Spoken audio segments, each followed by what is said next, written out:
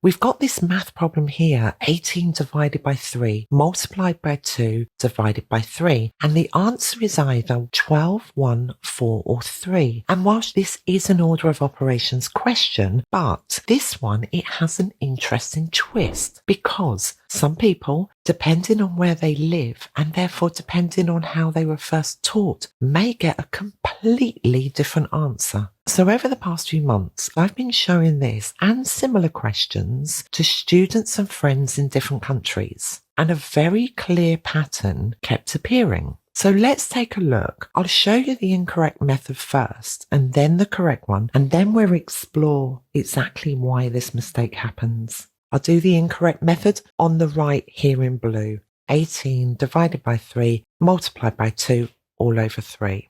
And this was the incorrect stage. Taking the 3 and multiplying it by 2 first before anything else. So that ended up with 18 divided by 6 or divided by 3. And then going on, 18 divided by 6, that gave 3, still over 3. And this resulted in a final incorrect answer of 1, which in our multiple choice is option B. And a lot of people gave this answer and it surprised me. But before we explore that, let me show you the correct method. I'll write it again over here on the left. We'll do it in purple and we have 18 divided by 3 multiplied by 2 all divided by 3. Now this was the error. When we've got a multiplication and a division in the same calculation, we work from left to right. Regardless of any method that we've learned, we do them in the order that they appear from left to right in the calculation. Because multiplication and division are almost the same thing.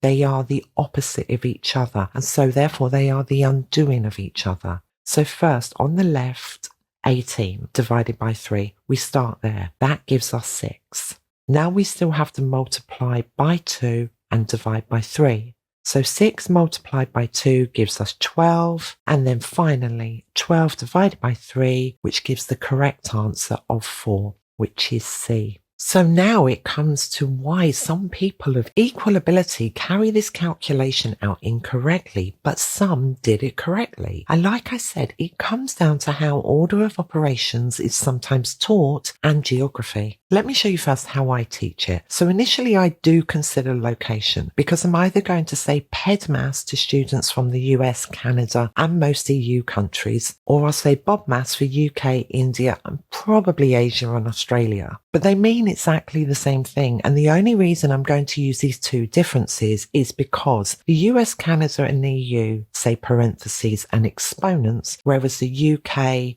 India and Australia, they probably say brackets and order. So let's go through it. Parentheses first. So E for exponents would be something like x squared or the square root of 2, and the same thing with the O for orders. Then division and multiplication. So 2 multiplied by 3, divide by 3, that's got to be done from left to right. So even though multiplication is second, you still do it first. And exactly the same rule applies with addition and subtraction. They are just the opposite of each other. So when I ask my students and friends why they did multiplication first, they said, but you must know, please excuse my dear Aunt Sally because you're Sally. And I was like, no, I've never heard of this. And there it is. This is the way that order of operations has been taught in some places. And obviously the P was parentheses, E exponent,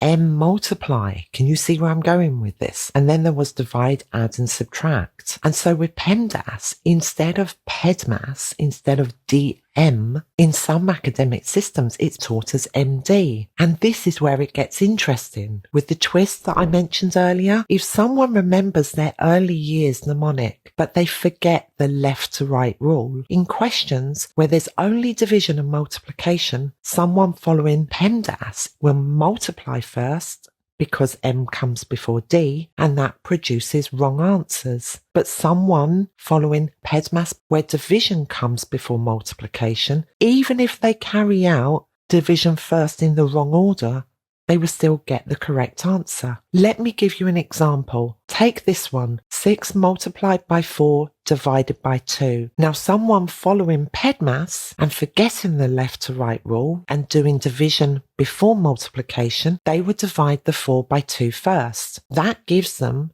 2.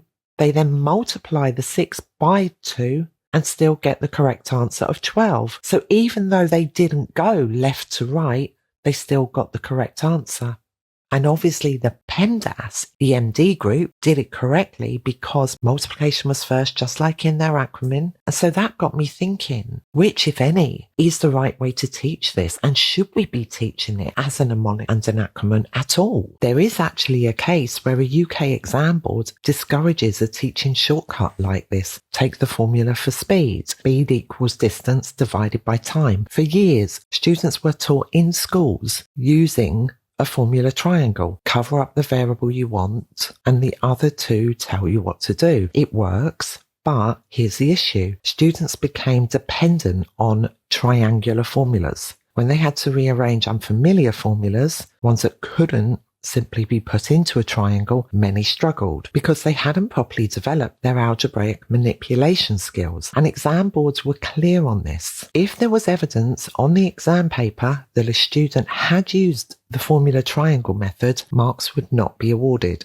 So we have to ask the question, if shortcuts like formula triangles can weaken algebraic fluency, could mnemonics for order of operations be doing a similar thing? Are we building understanding or dependency? However, there is one other level to cover here, and that is something which would eradicate this problem completely. And it's how this question should have been presented. When we're working with higher order math, we never ever use a division sign. The fraction line is always used. So here it should have been presented 18 with a fraction line over 3. And yes, that would be simplified to 6, but that would be the correct way to present this problem, especially the fact that we already had a division line here. And whenever I show a student, I would just say, look, imagine that is a division. I'd pop a little division dots above and below, and that usually gets rid of this problem. But you still have an occasional exam that will present a question like this, and it does confuse learners. I'd be really interested to know what you guys think. So